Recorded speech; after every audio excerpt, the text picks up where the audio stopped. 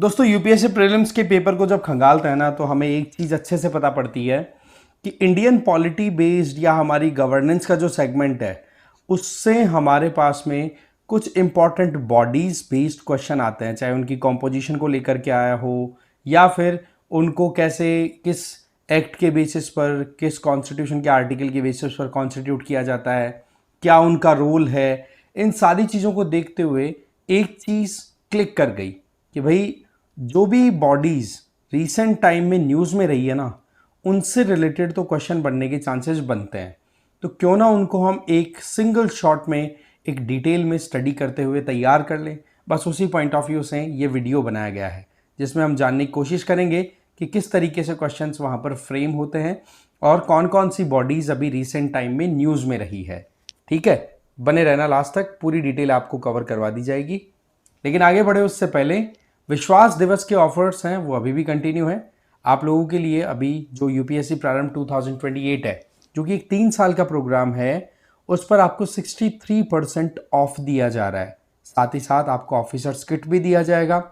इस 3 साल के प्रोग्राम में जो फी पे करने का प्रोसेस है वो है एनुअल, हर साल का आपका पेमेंट करना पड़ेगा। मिनिमम बेयर पे आप इस चीज को एक तरीके से सब्सक्राइब कर सकते हैं। कोई और डाउट रहता है तो ये कॉन्टैक्ट नंबर दिए हुए हैं 7948221232, इस पे कॉल कर लो, कोई भी डाउट हो तो क्लियर हो जाएगा।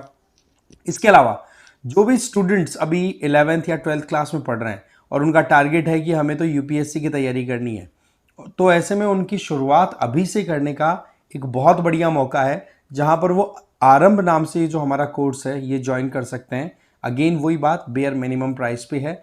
अगेन 50% ऑफ चल रहा है अभी के टाइम पे, अगर देखें तो विश्वास दिवस के उपलक्ष्य पे। ठीक है, और इसमें भी कोई डाउट रहता है तो सेम कॉन्टैक्ट नंबर है, कॉल करके पूछ सकते हो। और आपको लगता है कि सब कुछ माइंडसेट एकदम क्लियर है तो पिन कमेंट चेक करो, वहां पर आपको रजिस्ट्रेशन से रिलेटेड लिंक्स दे दिए गए हैं, उन पे सीधा क्लिक करो और अपने आप को रजिस्टर कर लो। ठीक है, तो ये मेन बातें थी। बाकी आपको फिर देखो रिवीजन के लिए ये जो कोई भी कंटेंट मैं यहाँ पे कवर कराता हूँ उसकी पीडीएफ की ज़रूरत होगी तो आपको कुछ नहीं करना, ये क्यूआर कोड स्कैन करके टेलीग्राम चैनल में मुझे फॉलो कर लेना है और वहाँ पर मैं आपको ये पीडीएफ है वो दे दूंगा। ठीक है, अब देख लेते हैं हमारे पास में कौन कौन से इंपॉर्टेंट बॉडीज है उनको डिटेल में। सबसे पहले है इलेक्शन कमीशन ऑफ इंडिया। सबसे पहली बात ये क्यों न्यूज में रहा, तो देखो 75th ईयर 75 साल कंप्लीट हो गए हैं। ठीक है, और हमेशा ध्यान रखना 25 जनवरी को स्थापित किया गया था इलेक्शन कमीशन ऑफ इंडिया को, इसलिए 25 जनवरी को नेशनल वोटर्स डे के तौर पे भी ऑब्जर्व किया जाता है, तो ये दिन भी थोड़ा हमें ध्यान रख लेना है। अब जान लेते हैं थोड़ा सा ईसीआई के बारे में। देखो इलेक्शन कमीशन ऑफ इंडिया है ना, ये हमारे कॉन्स्टिट्यूशन में पार्ट 15 और उसमें आर्टिकल 324 से लेकर के 329 तक जो आर्टिकल्स हैं उनसे डील करने वाली बॉडी है। सिंपल सी बात है कि जो भी बॉडीज, जो भी इंस्टीट्यूशंस अगर अपनी ओरिजिन या अपनी जेनेसिस से रिलेटेड कहीं पर भी किसी कॉन्स्टिट्यूशन के आर्टिकल से डील करते हैं ना, तो सीधा मान के चलना उन बॉडीज को हम कॉन्स्टिट्यूशनल बॉडीज कहते हैं। याद रखेंगे आप ये बात। अब जान लेते हैं इलेक्शन कमीशन ऑफ इंडिया की बात। ये एक परमानेंट कॉन्स्टिट्यूशनल बॉडी है, स्थापित हुआ था 25 जनवरी 1950, इसीलिए 25 जनवरी को नेशनल वोटर्स डे के तौर पे भी ऑब्जर्व किया जाता है। 2011 से 25 जनवरी को नेशनल वोटर डे के तौर पे ऑब्जर्व किया गया है। इसका मतलब पहले नेशनल वोटर डे के नाम पे कुछ इस तरीके से स्पेसिफिक जनवरी 25 को कुछ नेम नहीं दिया था, नाम दिया गया 2011 में। ठीक है, और मेजर जो रिमार्केबल पॉइंट है that is foundation of election commission of India. इसके अलावा इसके स्टैट्यूटरी प्रोविजंस की बात करें तो देखो इलेक्शन कमीशन ऑफ इंडिया के अंडर में जो चीफ इलेक्शन कमिश्नर हैं और दूसरे इलेक्शन कमिश्नर्स हैं ना, उनका अपॉइंटमेंट कैसे होता है, क्या उनकी सर्विस कंडीशंस है, क्या उनका टेन्योर रहेगा, तो उससे रिलेटेड सीधा एक्ट है हमारे पास में, chief election commissioner and other election commissioners appointment conditions of services and terms of office act 2023। ये 2023 का एक्ट है। इसके चलते जो सैलरीज हैं इनमें अपडेट किया गया है। अब वो अपडेट क्या है वो थोड़ा हम समझते हैं। एक तो ये थोड़ा सा जो अपडेट है उससे पहले कुछ और बेसिक्स को जान लेते हैं। ठीक है, एक तो क्या है, election commission of India election conduct कराते हैं हमारे देश में, Lok Sabha, Rajya Sabha, state legislative assemblies, उसके अलावा प्रेसिडेंट के इलेक्शन और वाइस प्रेसिडेंट के इलेक्शन। ये नाम ध्यान रख लेने हैं, कई बार पूछे जाते हैं। कॉम्पोजिशन में चीफ इलेक्शन कमिश्नर तो होते ही हैं, उनके अलावा 2 इलेक्शन कमिश्नर और होते हैं। तो अभी के टाइम पे हमारे इलेक्शन कमीशन ऑफ इंडिया में कितने मेंबर्स हैं भाई? 3 मेंबर, ये ध्यान रख लेना है। इनिशियली केवल एक ही मेंबर हुआ करते थे, चीफ इलेक्शन कमिश्नर, उनके अलावा और कोई नहीं होता था। लेकिन 1989 में 2 इलेक्शन कमिश्नर्स को और अपॉइंट किया गया, जो कि 1 जनवरी 1990 तक काम किया। फिर उसके बाद में थोड़ा सा अप डाउन चलते रहे, फिर अल्टीमेटली 1993 में परमानेंटली ये कह दिया गया कि चीफ इलेक्शन कमिश्नर हैं, उनके अलावा 2 कमिश्नर और होंगे। तो ये 3 मेंबर बॉडी का जो सिस्टम है, ये कंटिन्यूसली कब से लागू हुआ है अगर हम कहें तो वो स्टार्ट हुआ आपका 1993 से। तो ये चीज हमें बिल्कुल भी गड़बड़ नहीं करनी है इसमें, मतलब कहने का मतलब, ठीक है ना। इसके अलावा फिर अपॉइंटमेंट प्रोसेस की बात करें तो देखो, एक सिलेक्शन कमिटी होती है, वो अपॉइंटमेंट्स के लिए प्रेसिडेंट ऑफ इंडिया को रिकमेंडेशन देती है कि भाई ये हमारी तरफ से चीफ इलेक्शन कमिश्नर या इलेक्शन कमिश्नर्स के नेम है। तो प्रेसिडेंट जो है वो अपॉइंट करते हैं चीफ इलेक्शन कमिश्नर को, और जो बाकी जो 2 इलेक्शन कमिश्नर्स हैं उनको भी। सवाल, ये सिलेक्शन कमिटी जो कि नाम रिकमेंड कर रही है प्रेसिडेंट साहब को, वो कौन है?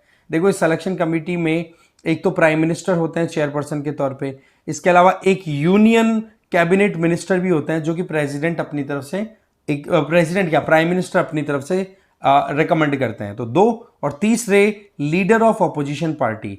अगर कहीं पर किसी पॉलिटिकल पार्टी के पास में जो अपोजिशन में बैठी है, उनके पास में लोकसभा की टोटल स्ट्रेंथ का 10% से कम अगर सीटें अवेलेबल हैं, तो फिर वहां पर आपको दिखेगा कि वो प्रॉपर एक अपोजिशन पार्टी नहीं है। तो उस केस में जो सबसे बड़ी अपोजिशन पार्टी होगी ना, उनके जो लीडर होंगे वो फिर इस कमेटी के मेंबर बनेंगे। तो 3 मेंबर कमेटी होगी, फिर ये अपनी तरफ से नाम रिकमेंड करेंगे और उस नाम को फिर फाइनल कर दिया जाता है प्रेसिडेंट साहब के द्वारा, उनको शपथ दिला करके। वैलिडिटी ऑफ रिकमेंडेशन की बात करें तो सीधी बात है, ये सिलेक्शन कमेटी जो 3 मेंबर की है, ये मोर और लेस कहा जाए ना तो ये वैलिड है अपनी तरफ से।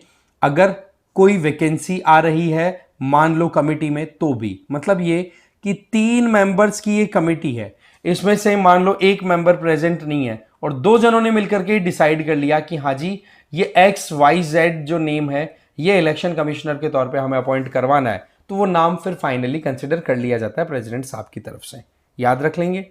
फिर बात कर लेते हैं सैलरी एंड कंडीशंस की। देखो, चीफ इलेक्शन कमिश्नर और इलेक्शन कमिश्नर, इनकी सैलरी जो है वो कैबिनेट सेक्रेटरी के बराबर होती है। पहले तो क्या होता था कि जो सुप्रीम कोर्ट के जजेस थे ना, उनके इक्वल सैलरी हुआ करती थी, लेकिन फिर उसके बाद में अपडेट किया गया 2023 का जो एक्ट था, उसके तहत 1991 एक्ट के तहत तो क्या था, सुप्रीम कोर्ट जजेस की इक्वलेंट हुआ करती थी सैलरीज, अगर हम इलेक्शन कमिश्नर्स की बात करें। लेकिन 2023 में इसको फिर अपडेट किया गया और अब के टाइम पर आपसे कोई पूछे तो कैबिनेट सेक्रेटरी के बराबर इनकी सैलरी होती है। टर्म्स एंड रीअपॉइंटमेंट की बात करें तो देखो, इलेक्शन कमीशन के जो मेंबर्स होते हैं ना, उनका टेन्योर जब वो ज्वाइन करते हैं ना, तब से या तो 6 साल या फिर 65 साल, इन दोनों में से जो पहले आ जाएगा तब फिर उनको जगह छोड़ देनी है। और फिर सबसे इंपॉर्टेंट बात कि वो रीअपॉइंट नहीं करेंगे, they can not be reappointed, मतलब एक बार उनका टेन्योर कंप्लीट हो गया तो उसके बाद में अब आगे स्कोप नहीं है। फिर बात आती है रिमूवल की। देखो, election commissioner, chief election commissioner और इलेक्शन कमिश्नर्स, उनको देखा जाए तो टेन्योर की सिक्योरिटी तो दी गई है आर्टिकल 324 क्लॉज 5 के तहत, लेकिन अगर उनको रिमूव करने का अगर मामला आ गया तो देखो, चीफ इलेक्शन कमिश्नर को रिमूव तो किया जाता है जिस तरीके से सुप्रीम कोर्ट के जज को रिमूव किया जा सकता है। अगेन वही बात, इसको अगर हम नॉर्मल टर्म्स में बोलें तो इम्पीचमेंट के थ्रू राज्यसभा लोकसभा में रेजोल्यूशन ला करके, वोटिंग करवा करके, ये जो स्पीकर, ये जो सुप्रीम कोर्ट के जज होते हैं, उनको जो बोलने का मौका मिलता है, एग्जैक्टली वैसी प्रोसीडिंग को फॉलो करते हैं उनको हटाया जा सकता है। तो चीफ इलेक्शन कमिश्नर का क्लियर। लेकिन अगर इलेक्शन कमिश्नर्स में से किसी एक को हटाना हो तो उस टाइम पर क्या होता है कि रिमूवल तभी हो पाएगा जब चीफ इलेक्शन कमिश्नर की तरफ से रिकमेंडेशन आएंगी, उसके बाद में प्रोसीडिंग होगी, और प्रोसीडिंग मोर और लेस आपकी ये सुप्रीम कोर्ट वाली ही रिपीट होगी। लेकिन होगा कब, जब रिकमेंडेशन चीफ इलेक्शन कमिश्नर की तरफ से आए कि भाई ये इलेक्शन कमिश्नर प्रॉपर्ली काम नहीं कर रहे हैं। तो ये आपको ध्यान रख लेना है। फिर बात कर लेते हैं कैग की। देखो कैग जो है उनकी अगर बात करें तो दिल्ली हाई कोर्ट ने स्टेट्स गवर्नमेंट को जो है क्रिटिसाइज किया है कि आपके पास में कैग की 14 रिपोर्ट्स पड़ी हैं, आपने उसको हाउस में प्रेजेंट क्यों नहीं किया? क्योंकि सीधी बात है, कंट्रोलर एंड ऑडिटर जनरल जो होते हैं ना, उनकी तरफ से एक तरीके से ऑडिटिंग की जाती है पब्लिक अकाउंट्स की, मतलब सरकारी जो भी फंड होते हैं उनकी ऑडिटिंग की जाती है कि हाँ भाई जो पैसा आपने लेजिस्लेचर या पार्लियामेंट से वोटिंग करवा करके इशू करवाया था किसी भी स्कीम में किसी भी बजट प्रोजेक्ट के लिए, उस पैसे को क्या आपने प्रॉपरली यूटिलाइज किया, क्या आपने वो पैसा सही जगह पे लगाया, इस चीज की ऑडिटिंग होती है। फिर रिपोर्ट तैयार होती है जिससे कि एक अकाउंटेबिलिटी फिक्स की जा सके रूलिंग पार्टी की। तो उस पॉइंट ऑफ व्यू से कैग की रिपोर्ट बहुत ज्यादा होती है, क्योंकि देखा जाए तो सरकारें इस चीज के लिए ऑब्लाइज्ड है कि भाई आपके पास में अगर रिपोर्ट्स आ रही है कैग की तो वो आप असेंबली के प्लेटफॉर्म पे रखोगे और फिर वहां पर प्रॉपरली डिस्कशन होगा कि जिस बात को लेकर के आपने पैसा इशू करवाया था, है ना, कंसोलिडेटेड फंड की तरफ से इशू करवाया था वोटिंग करवाने के बाद में, उस पर्पस को आपने फुलफिल भी किया है कि नहीं, या फिर पैसे इशू करवा करके केवल फर्जीवाड़ा किया है। तो ट्रांसपेरेंसी लाना, इफेक्टिव यूटिलाइजेशन ऑफ फंड्स को इंश्योर करना, इसके लिए कैग की रिपोर्ट बहुत इंपॉर्टेंट हो जाती है। तो कैग के भी हमारे लिए इंपॉर्टेंट हो ही गए ना। तो कैग की बात करें तो ये कॉन्स्टिट्यूशन के आर्टिकल के आधार पर स्थापित एक बॉडी है। आर्टिकल 148 में आपको इनका प्रोविजन दिख जाएगा, इसलिए कॉन्स्टिट्यूशनल बॉडी है। इनका काम क्या है? ऑडिटिंग करना और रिपोर्टिंग करना। कहां? यूनियन और स्टेट लेवल पे जो भी फाइनेंशियल ऑपरेशंस होते हैं सरकारों की तरफ से। इसकी और बात करें तो हमारे देश में जो Indian audit and accounts department होता है ना, उसको लीड करने वाले कैंडिडेट जो होते हैं वो कैग ही होते हैं, ठीक है। और साथ ही साथ इनको chief guardian of public purse भी बोला जाता है।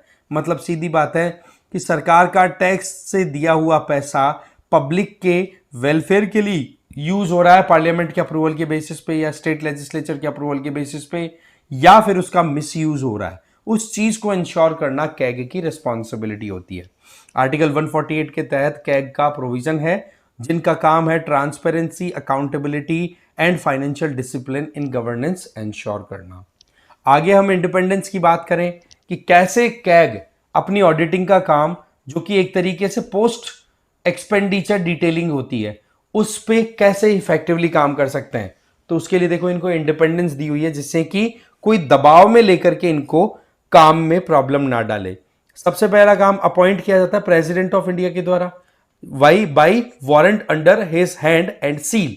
इसका मतलब एक प्रॉपर अपॉइंटमेंट लेटर दिया जाता है, ऑफिशियल डॉक्यूमेंट, जिसमें प्रेसिडेंट ऑफ इंडिया के अलावा कोई और दूसरा इनको अपॉइंट नहीं कर सकता, पहली चीज। तो दूसरा, एक बार कैग के तौर पे अपॉइंट हो गए तो आप 6 साल के लिए या फिर 65 साल की उम्र जब तक नहीं होती है, दोनों में से जो पहले आ जाएगा तब तक कैग आराम से अपना काम कर सकते हैं। और इंटरेस्टिंगली अगर देखें तो इनको रिमूव भी करना है तो केवल प्रेसिडेंट ही कर सकते हैं।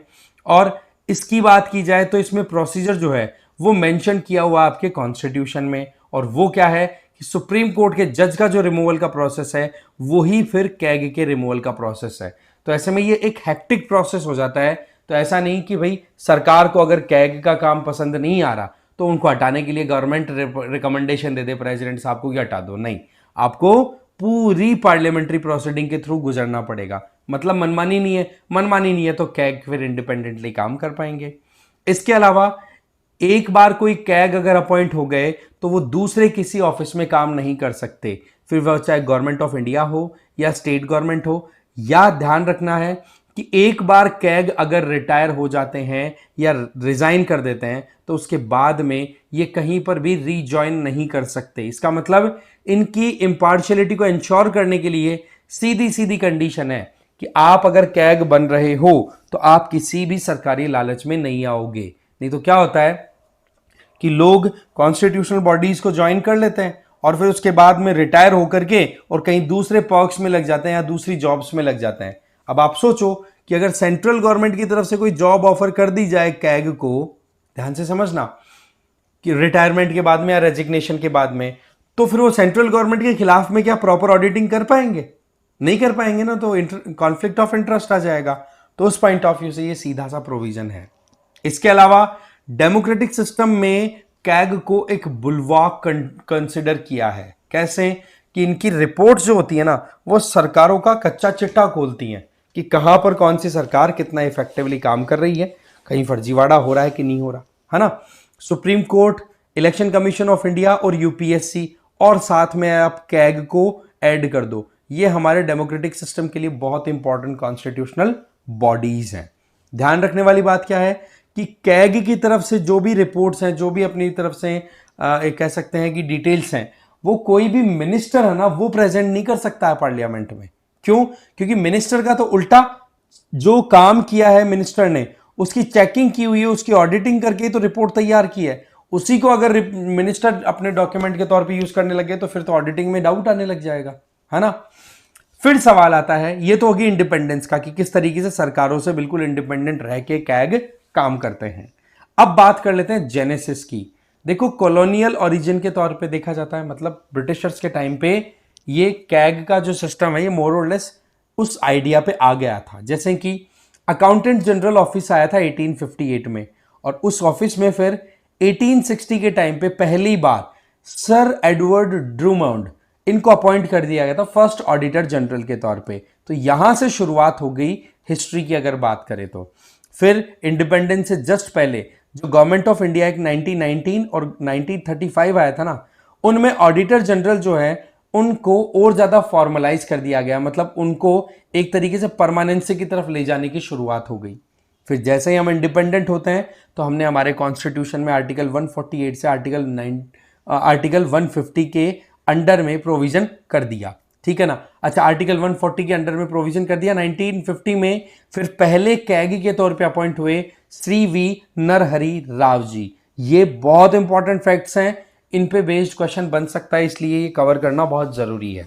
फिर बात आती है कि कैग करते क्या है। जैसा मैंने बताया कि सरकारें हैं, चाहे वो यूनियन लेवल पे हो, स्टेट लेवल पे हो, या सरकारों के तहत चलने वाले जो भी अंडरटेकिंग्स है, पीएसयूज हैं, उनके अकाउंट्स को स्क्रूटनाइज करना, ऑडिट करना, ये काम रहता है कैग का। दूसरा, जो भी ऑडिटिंग हुई है उसकी रिपोर्ट को लेजिस्लेचर के सामने रखा जाता है। वो कैसे?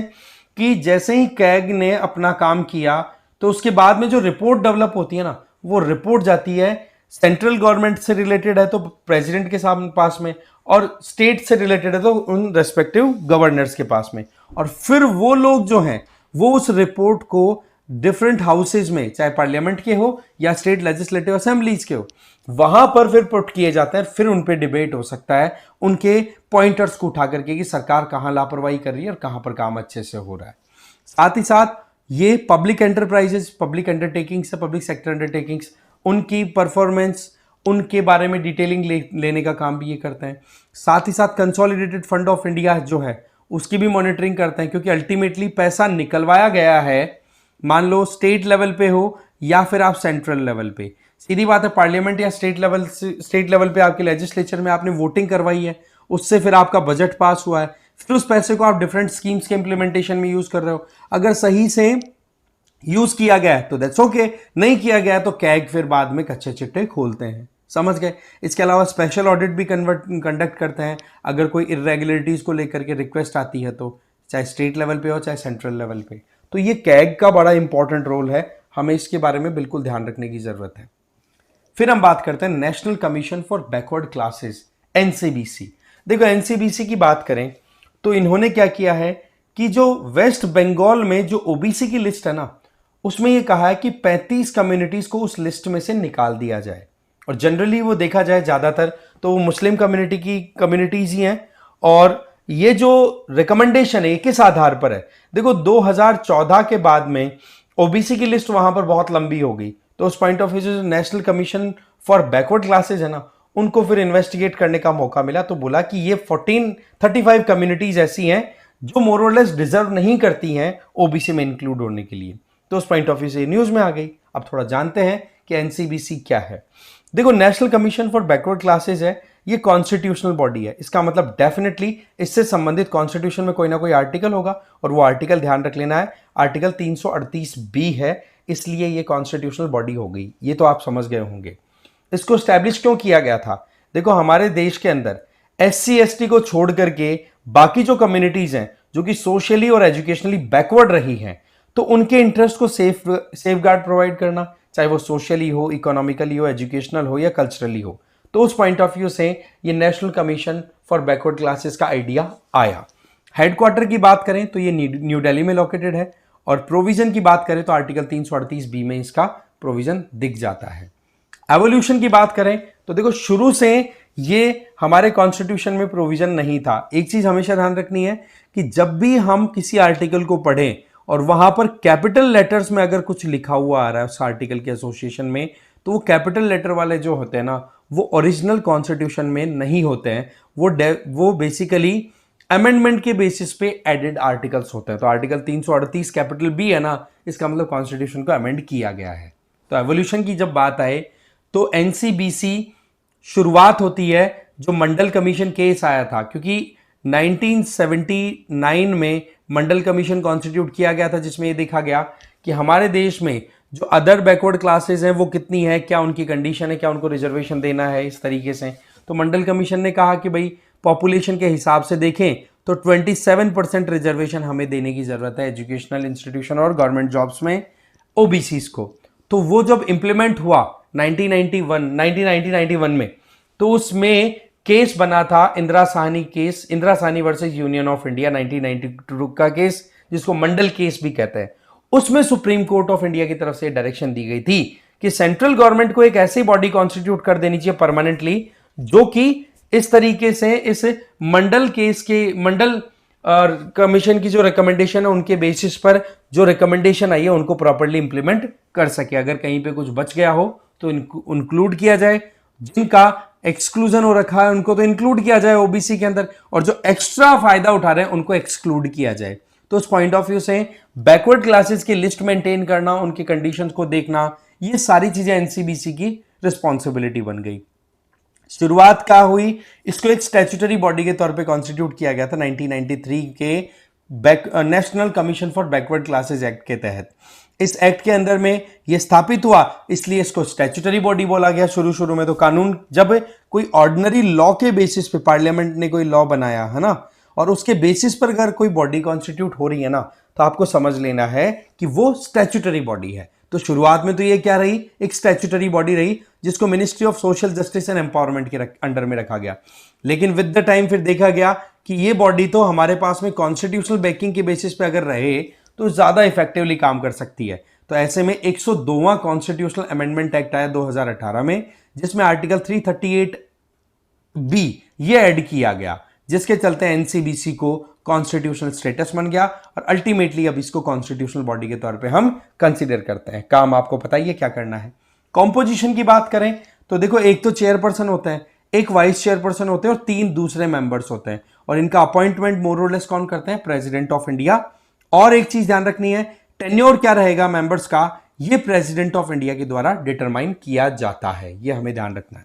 और डिटरमाइन करने की बात करें तो वो किस बेसिस पे हो रखा है, देखो, national commission for backward classes chairperson, vice chairperson and members, condition of service and tenure rules 2004 के बेसिस पे अगर देखें तो चेयरपर्सन, वाइस चेयरपर्सन और जो दूसरे मेंबर्स हैं एनसीबीसी के, उनका ऑफिस कितने समय तक रहेगा, 3 साल तक। जब वो ज्वाइन करेंगे ना जिस दिन, उस दिन से लेकर के 3 साल तक का इनका टेन्योर रहता है, ये हमें ध्यान रख लेना है। वहीं पर चेयरपर्सन, वाइस चेयरपर्सन और अदर मेंबर्स जो हैं वो एक बार अगर अपॉइंट हो गए, ध्यान रखना, एक बार अगर अपॉइंट हो गए तो वो अगले में एक बार और अपॉइंट हो सकते हैं, ज्यादा से ज्यादा एनसीबीसी के मेंबर।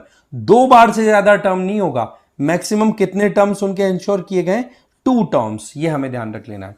और बैकवर्ड क्लासेस की बात करें तो एक बार तो क्या हो, कई बार तो क्या होता है, हमारे प्रीलिम्स में क्वेश्चन ऐसे आते हैं कि बैकवर्ड क्लासेस के बारे में प्रोविजन हमारे कॉन्स्टिट्यूशन में फला फला आर्टिकल के अंडर है, तो आपको लगता है यार सही है, ऐसा नहीं है, ध्यान से पढ़ना होता है उनको।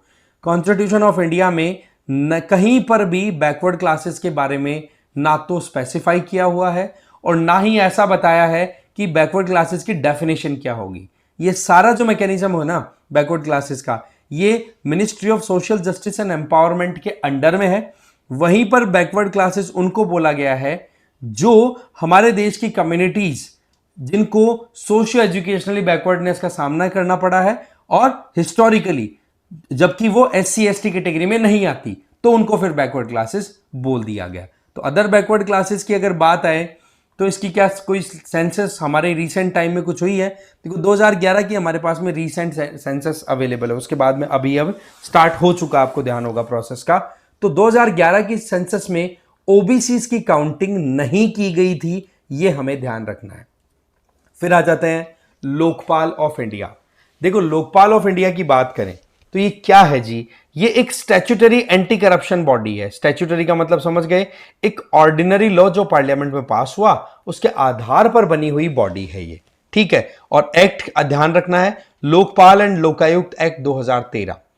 इस बॉडी के द्वारा जनवरी 2025 में पहली बार अपना फाउंडेशन डे सेलिब्रेट किया गया। मतलब ये कि स्थापित तो 2013 के एक्ट में हो गई थी ये बॉडी, लेकिन एक होता है ना कि जैसे इलेक्शन कमीशन ऑफ इंडिया ने 25 जनवरी को वोटर्स डे के तौर पे हमेशा सेलिब्रेट करना स्टार्ट कर दिया 2011 से, तो ये काम लोकायुक्त वाला जो प्रोविजन है ना, लोकपाल वाला, ये फर्स्ट फाउंडेशन डे सेलिब्रेट ही पहली बार हुआ है ना। उसके पहले हुआ नहीं है सेलिब्रेशन। कब हुआ है? जनवरी 2025 में। तो इस वजह से थोड़ा सा हमें ध्यान रखना है कि लोकपाल का क्या मैकेनिज्म है, लोकायुक्त का क्या मैकेनिज्म है, समझते हैं। देखो लोकपाल की अगर बात करें तो ये एक स्टैट्यूटरी बॉडी है, क्योंकि ये पार्लियामेंट के एक कानून के तहत स्थापित कर रखी है, जिसको हम बोलते हैं लोकपाल एंड लोकायुक्त एक्ट 2013। काम क्या है? हमारे देश में करप्शन, कोई भी पब्लिक फंक्शनरी है, उनसे रिलेटेड मैटर्स में अगर कहीं पे भी करप्शन का मामला आए तो उस केस में लोकपाल का रोल आ जाता है। पहले लोकपाल की अगर बात करें तो जो हमारे पहले पुराने सुप्रीम कोर्ट के एक जज रहे हुए हैं और नेशनल ह्यूमन राइट कमीशन के मेंबर भी रहे हैं, जिनका नाम है श्री पिनाकी चंद्र घोष, ये पहले लोकपाल बने हमारे देश में, जिनको हम अगर देखें तो एंटी करप्शन ओम्बड्समैन भी बोल दिया जाता है। ओम्बड्समैन का मतलब जिनको डायरेक्टली आप कंप्लेन कर सकते हो और वो आपकी कंप्लेन के बेसिस पे स्ट्रिक्ट कार्रवाई में लग जाते हैं। तो वो पॉइंट यहां पर साफ साफ दिखाई पड़ता है। इसलिए ओम्बड्समैन का जो कॉन्सेप्ट होता है, जैसे आरबीआई का ओम्बड्समैन का भी आपने एक बहुत एडवर्टीजमेंट सुना होगा। अगर आपके साथ कोई फ्रॉड हो रहा है, आप जिस बैंक से लेन देन करते हो, अकाउंट है, वहां पर कुछ आपको प्रॉब्लम दिख रही है, तो आप सीधा आरबीआई ओम्बड्समैन को अपनी कंप्लेन लिखा सकते हैं। तो वो जो चीज है वो यहां पर भी अप्लाई हो जाती है कि आपको कहीं पे गवर्नमेंट फंक्शनरी से कोई इशू आ रहा है, करप्शन का कुछ मामला दिखे, तो आप कंप्लेन रजिस्टर करा सकते हैं। फिर बात आती है अपॉइंटमेंट को लेकर कि लोकपाल की अपॉइंटमेंट कौन करते हैं। तो एक तो हमें ध्यान रखना है, ये इनकी अपॉइंटमेंट प्रेसिडेंट साहब के द्वारा ही की जाती है, लेकिन किसकी अपॉइंटमेंट होगी उसके लिए एक सिलेक्शन कमेटी काम करती है, जिसमें प्राइम मिनिस्टर होते हैं जो कि चेयरपर्सन हो गए उस कमेटी के, स्पीकर ऑफ लोकसभा है, leader of opposition in Lok Sabha, chief justice या फिर चीफ जस्टिस ऑफ इंडिया की तरफ से कोई ना कोई एक रिप्रेजेंटेटिव होगा, जो कि सुप्रीम कोर्ट से ही कोई ना कोई जज हो सकते हैं, दोनों में से एक हो गए। इसके अलावा एक एमिनेंट ज्यूरिस्ट होंगे जो कि चेयरपर्सन और मेंबर्स की तरफ से रिकमेंडेड होंगे। मतलब ये जो पूरे के पूरे मेंबर्स बाकी, इनकी तरफ से रिकमेंड किया जाएगा एक एमिनेंट ज्यूरिस्ट को, जिनके पास में नॉलेज हो, है ना, इस तरीके से करप्शन और इनसे रिलेटेड इश्यूज को डील करने से संबंधित। फिर वो नॉमिनेट किए जाते हैं, फिर अल्टीमेटली फिर ये पूरी बॉडी मिलकर के और फिर अपनी तरफ से नाम रिकमेंड करती है कि लोकपाल कौन बनेगा, मेंबर कौन बनेगा, और फाइनली फिर अपॉइंट कर दिया जाता है प्रेसिडेंट साहब की अप्रूवल के बेसिस पे। कॉम्पोजिशन की बात करें, ये एक मल्टी मेंबर बॉडी है जिसमें एक चेयरपर्सन होता है, बाकी मैक्सिमम 8 मेंबर जा सकते हैं। मतलब मैक्सिमम नंबर्स कितने हो सकते हैं भाई लोकपाल के, उनकी संख्या हो गई 9 मैक्सिमम, उससे कम हो सकते हैं वो चलेगा, लेकिन 9 से ज्यादा नहीं। एक चेयरपर्सन हो गए, है ना। चेयरपर्सन की बात करें तो वो कौन होंगे, उनके लिए क्राइटेरिया है, या तो वो होंगे former chief justice of India, या फिर फॉर्मर जज ऑफ सुप्रीम कोर्ट, या फिर कोई एक ऐसे एमिनेंट पर्सन जिनके पास में स्पेशल नॉलेज हो, है ना। कैसे? एंटी करप्शन पॉलिसी से रिलेटेड इन्होंने काम किया है, पब्लिक एडमिनिस्ट्रेशन में अपनी फंक्शनिंग दी है, बहुत ही सतर्क विजिलेंट रहे हैं, है ना, और उनके पास में कम से कम 25 साल का एक्सपीरियंस हो, तब जाकर के वो चेयरपर्सन के तौर पे अपॉइंट हो जाएंगे लोकपाल में। फिर मेंबर्स की बात करें तो मेंबर आपके मैक्सिमम कितने जा सकते हैं? 8 ना। उनमें से एक कंडीशन तो ये रहेगी कि 8 में से 50% मेंबर जुडिशियल मेंबर, जो जुडिशरी से आते हैं, हो गया 8 का, उस 8 में से 50% का। अब ये जुडिशियल मेंबर हो गए, वो male female SC ST OBC कोई भी हो सकते हैं, पर 4 मतलब 50% कौन होंगे? आपके जुडिशियल मेंबर। फिर ये देखना है कि 50% मेंबर जो है लोकपाल के, वो एससी एसटी ओबीसी माइनॉरिटी या वुमेन को रिप्रेजेंट करने वाले हो। तो इस तरीके से 2 सर्कमस्टांसेस का ध्यान रखना है। फिर जुडिशियल मेंबर की बात करें तो उसकी कंडीशन ये रहेगी कि भाई आप या तो सुप्रीम कोर्ट के जज रहे हो फॉर्मरली, या फिर आप जो हाई कोर्ट है उनके कभी चीफ जस्टिस रहे हो, तब आप एलिजिबल हो जाते हैं जुडिशियल मेंबर के तौर पे इस पर्टिकुलर लोकपाल में मेंबर बनने के लिए, जो हमने यहां पर ये 50% वाला क्राइटेरिया देखा वो नंबरिंग की, है ना। फिर आता है नॉन जुडिशियल मेंबर्स। उसके अंदर ये है कि 25 साल के एक्सपीरियंस वाले कैंडिडेट्स होने चाहिए, चाहे फिर वो SC ST OBC minority women उनको रिप्रेजेंट करने वाले ही क्यों ना हो, है ना, उनकी तरफ से भी रिप्रेजेंटेशन वाले क्यों ना हो। टेन्योर की बात करें तो लोकपाल के चेयरमैन और मेंबर्स की टेन्योर होती है 5 साल या फिर 70 साल, जो भी पहले आ जाएगा तब तक। और सबसे इंपॉर्टेंट बात, नॉट एलिजिबल फॉर रीअपॉइंटमेंट। एक बार कोई लोकपाल या लोकपाल के मेंबर बन गए ना, फिर आप दोबारा से दूसरे अपॉइंटमेंट के लिए, या फिर यूं नहीं कह सकते कि जी मेरे पास तो टाइम बच रहा है, मैं तो अभी तो काम करना चाहता हूं, मुझे और जॉब मिल जाए, नहीं। ज्यूरिसडिक्शन की बात करें तो ध्यान से पढ़ना भाई इसको। प्राइम मिनिस्टर भी लोकपाल के अंडर है, मिनिस्टर्स भी हैं, मेंबर ऑफ पार्लियामेंट भी है, ग्रुप ABCD के ऑफिसर्स हैं गवर्नमेंट ऑफ इंडिया के अंडर में, जो भी ऑफिशियल सेंट्रल गवर्नमेंट के अंडर काम करते हैं, मोटा मोटा सब आ गए। पर हमें एक चीज देखनी है कि अगर प्राइम मिनिस्टर के खिलाफ में, PM के खिलाफ में लोकपाल में कोई केस गया है, तो वहां पर ध्यान देने वाली बात यह है कि एक तो अगर मामला इंटरनेशनल रिलेशन को लेकर के है, सिक्योरिटी को लेकर के है, पब्लिक ऑर्डर को लेकर के है, एटॉमिक एनर्जी और स्पेस को लेकर के है, अगर इन मामलों को लेकर के PM के अगेंस्ट में लोकपाल में कोई केस गया तो लोकपाल उस केस को एंटरटेन नहीं करेगा। समझ गए बात को। दूसरा, अगर प्राइम मिनिस्टर के अगेंस्ट में कोई कंप्लेन जाती है, इन पूरे सेगमेंट जो हमने प्रीवियसली देखे हैं, public order, security, international relation, atomic energy and space, इनको छोड़ करके, तो ध्यान रखने वाली बात यह है कि लोकपाल की जो बेंच होगी, बेंच का मतलब सिंपल सी बात है कि ये मैक्सिमम 9 मेंबर्स होंगे, इनकी टोटल स्ट्रेंथ जो होगी ना, वो फिर डिसाइड करेगी कि वाकई में PM के खिलाफ में जो केस आ रहा है उसको हम ले या ना ले।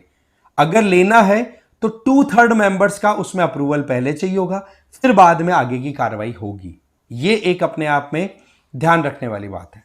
PM आते हैं ज्यूरिसडिक्शन के अंडर में, लेकिन किस तरीके से आएंगे वो देखा हमने। लोकपाल के साथ पावर क्या है, देखो, एक तो इंक्वायरी करने की तो पावर है ही, कंप्लेंट जब आएगी तो डेफिनेटली वो इन्वेस्टिगेट करेंगे। और दूसरा, पावर ऑफ सिविल कोर्ट, मतलब अगर लोकपाल की तरफ से कोई जजमेंट दे दिया गया तो मान के चलिए जिस तरीके से एक सिंपल सिविल कोर्ट का जजमेंट होता है जो एनफोर्सिएबल होता है ना, एग्जैक्टली वही पावर के साथ में लोकपाल का जजमेंट भी एप्लीकेबल होगा। तो ये हमें थोड़ा सा ध्यान रखने की जरूरत है। फिर इस तरीके से नेशनल लेवल पे लोकपाल ऑपरेट करते हैं, उसी तरीके से स्टेट लेवल पे लोकायुक्त भी काम करते हैं। लोकायुक्त वो एंटी करप्शन अथॉरिटी हो गई स्टेट लेवल पे। ये कॉन्सेप्ट जो है लोकायुक्त वाला और ये हमारा लोकपाल वाला, ये आया किस तरीके से है, जो स्कैंडिनेवियन कंट्रीज हैं जैसे नॉर्वे, स्वीडन, यहां ये कॉन्सेप्ट ऑलरेडी चलता है, जहां पर पब्लिक जो भी अथॉरिटीज हैं उनके खिलाफ में अगर कोई प्रॉब्लम आती है तो इन्वेस्टिगेशन के लिए अपनी कंप्लेंट रजिस्टर करा सकते हैं। समझ गए। इसके अलावा 1966 और 70 के बीच में एडमिनिस्ट्रेटिव रिफॉर्म कमीशन आया था, उसकी तरफ से भी आया था कि भाई लोकपाल तो नेशनल और लोकायुक्त स्टेट लेवल पे बनाने चाहिए, जिससे कि करप्शन की प्रॉब्लम को हम रोक सकें। फिर महाराष्ट्र पहला स्टेट बना जहां पर लोकायुक्त की स्थापना की गई 1971 में। फिर हर एक स्टेट के ऊपर यह प्रोविजन आ गया कि आप लोकपाल और लोकायुक्त स्थापित करो, जब 2013 का एक्ट पास हो गया। लोकपाल सेंट्रल लेवल पे और लोकायुक्त हर एक स्टेट पे। आज अगर देखें तो लोकायुक्त जो है वो हर एक स्टेट पे ऑपरेट कर रहे हैं, और जनरली अगर देखें तो लोकायुक्त से संबंधित जो भी लॉ है वो हर एक स्टेट में अलग अलग बनेगी, क्योंकि हर एक स्टेट का अलग अपॉइंटमेंट रहेगा, तो उससे संबंधित जो लॉ है वो स्टेट लेजिस्लेचर के द्वारा बनाया हुआ रहता है। अपॉइंटमेंट की बात करें तो गवर्नर जो होते हैं वो अपॉइंट करते हैं लोकायुक्त को, और बाकी लोकायुक्त के जो चेयरपर्सन एंड मेंबर्स हैं उनको। अच्छा, कंसल्ट किससे करेंगे? Chief justice of state high court, साथ में लीडर ऑफ ऑपोजिशन, और इन असेंबली उनके साथ कंसल्टेशन करेंगे, तब बता देंगे हाँ भाई ये लोकायुक्त बन रहे हैं। एक बार कोई लोकायुक्त बनते हैं तो उनको टेन्योर की सिक्योरिटी दी हुई है, जिससे कि वो independently without fear and favour वो काम कर सके, और वो टाइम उनका रहता है या तो 5 साल या 65 साल, जो भी पहले आ जाएगा तब। और एक बार कोई लोकायुक्त बन गया तो वो दोबारा से रीअपॉइंटमेंट या रीअपॉइंटमेंट के लिए एलिजिबल नहीं रहते हैं। मेजर काम क्या है? स्टेट लेवल पे जो भी पब्लिक इंस्टीट्यूशंस हो उनमें कोई भी तरीके का करप्शन दिखाई पड़े तो उसको रोकने के लिए ये इंस्टीट्यूशन काम करता है। तो ये लोकायुक्त का भी हमें ध्यान रख लेना है। अब हम बात कर लेते हैं सेंट्रल इंफॉर्मेशन कमीशन के बारे में।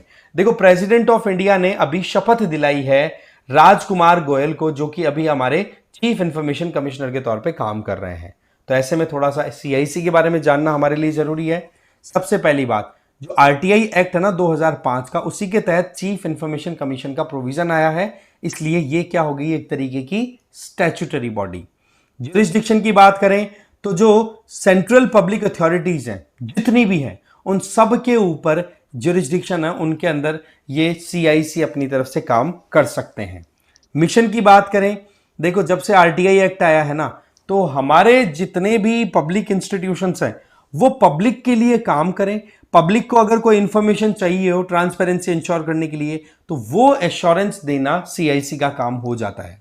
कॉम्पोजिशन की बात करें तो चीफ इंफॉर्मेशन कमिश्नर खुद तो होते ही हैं, साथ ही साथ जो सेंट्रल इंफॉर्मेशन सीआईसी के साथ में जो आपका सेंट्रल इंफॉर्मेशन कमीशन है उसके अंदर में आपको 10 और मेंबर्स मैक्सिमम मिल सकते हैं। कहने का मतलब एक तो सीआईसी चीफ इंफॉर्मेशन कमिश्नर हो गए, प्लस में आपके 10 मेंबर मैक्सिमम और हो सकते हैं। ये मिलकर के बनाते हैं चीफ इंफॉर्मेशन कमीशन को।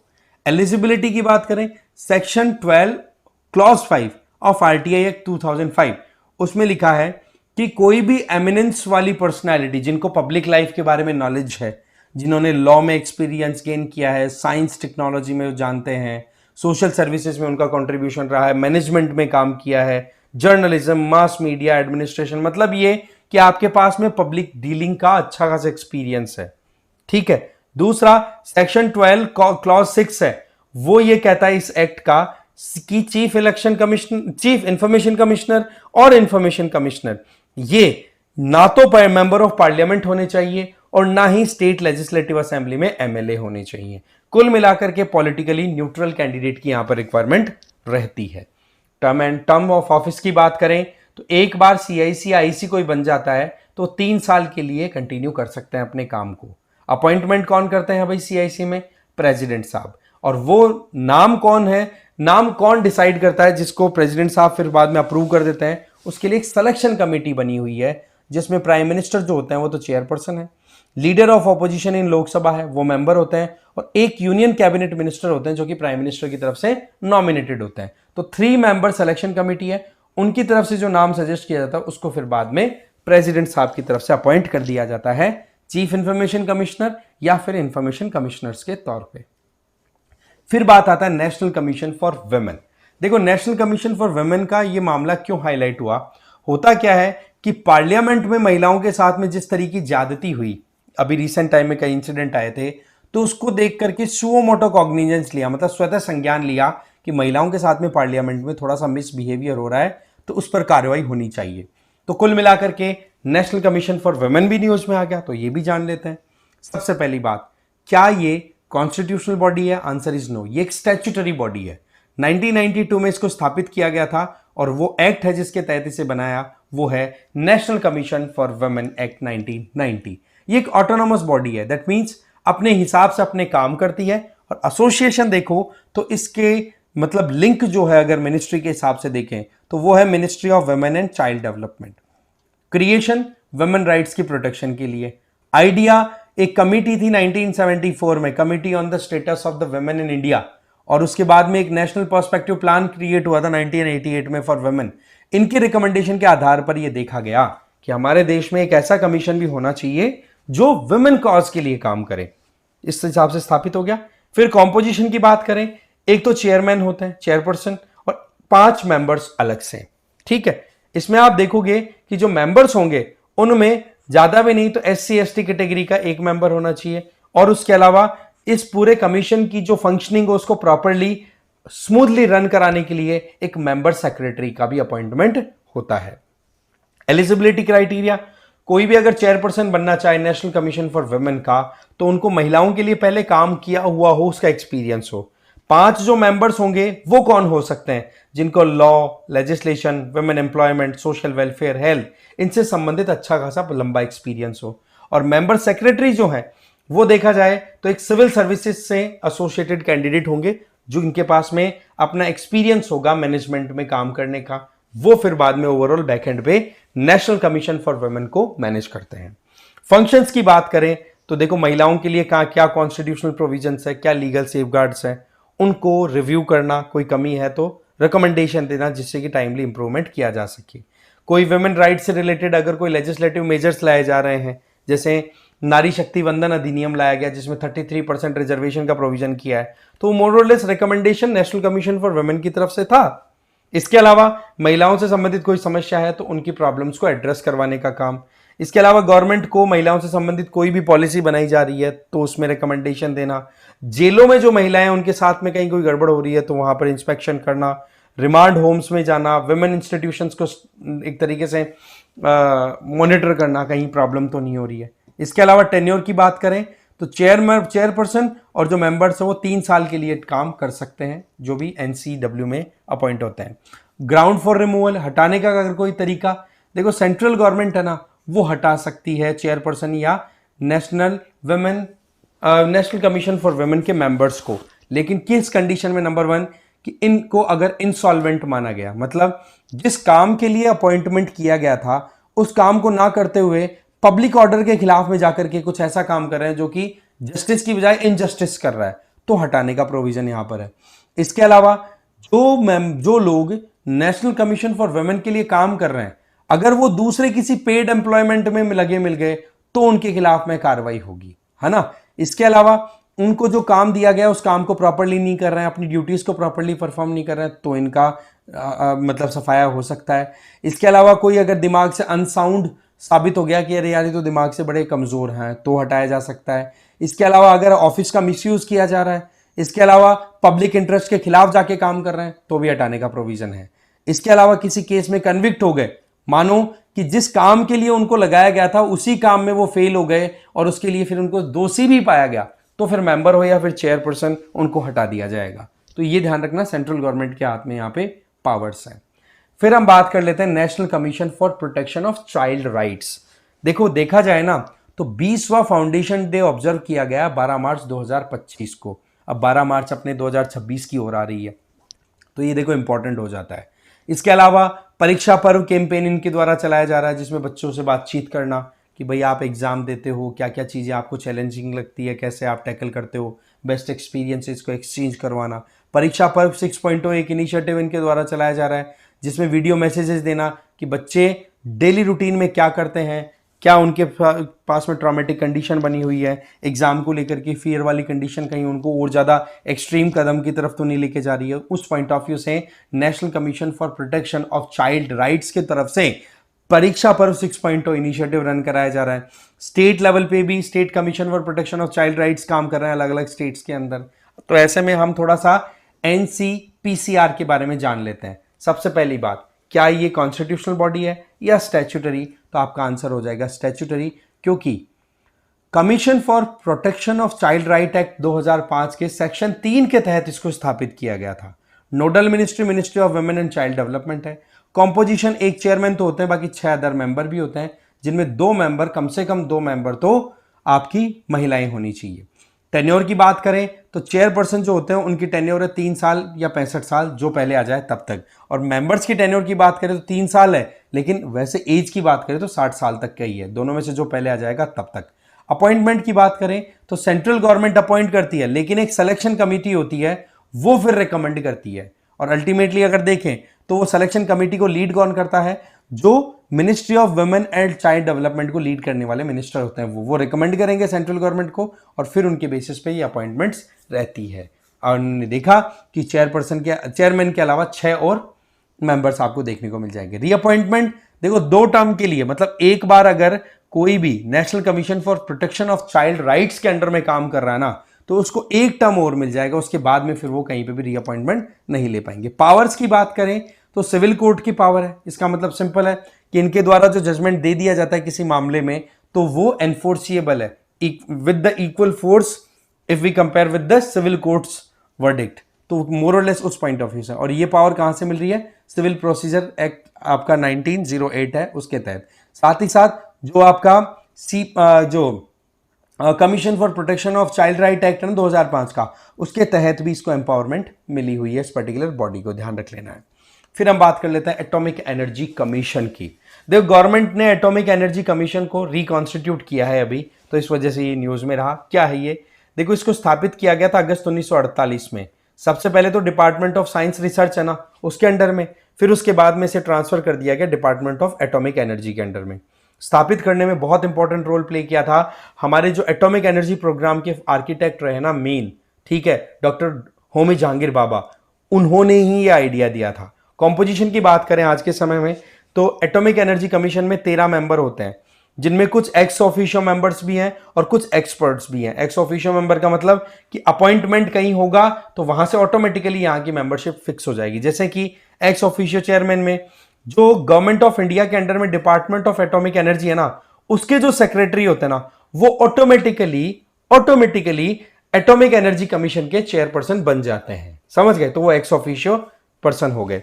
इसके अलावा functions, department of atomic energy से रिलेटेड जो भी पॉलिसीज बनानी है उनसे संबंधित ये कार्रवाई करते रहते हैं। फिर हम बात करते हैं central consumer protection authority, CCPA. देखो सीसीपीए की बात करें तो इनके द्वारा क्या कहा गया है कि कोचिंग इंस्टीट्यूशंस के द्वारा बहुत सी ऐसी क्लेम कर दी जाती है जो बेसलेस होती है कि हमारे यहां से इतने सिलेक्शन हो गए, हमारे यहां से इतने सिलेक्शन हो गए।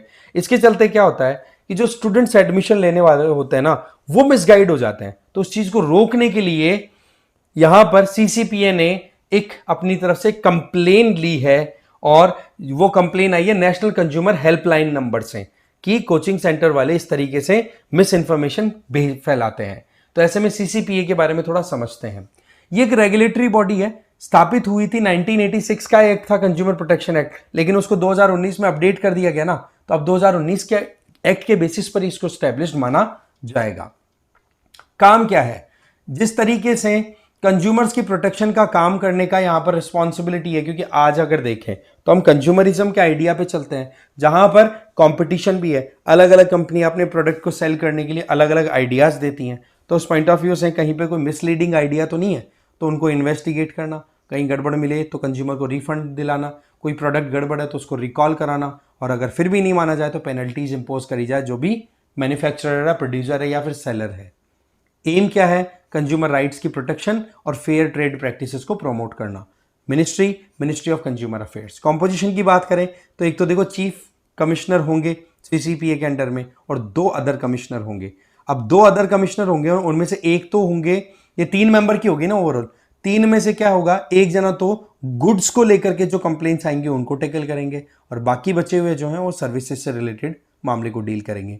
इसके अलावा सीसीपीए के अंदर एक इन्वेस्टिगेटिंग विंग भी होती है जो कि डायरेक्टर जनरल के द्वारा लीड की जाती है, और उसका काम क्या है कि वाकई में जो कंप्लेन आई है वो बेस वाली है या बेसलेस है, तो उसका इन्वेस्टिगेशन करके और फिर अकॉर्डिंगली जजमेंट देना आगे फिर प्रोसीडिंग के तहत हो जाता है।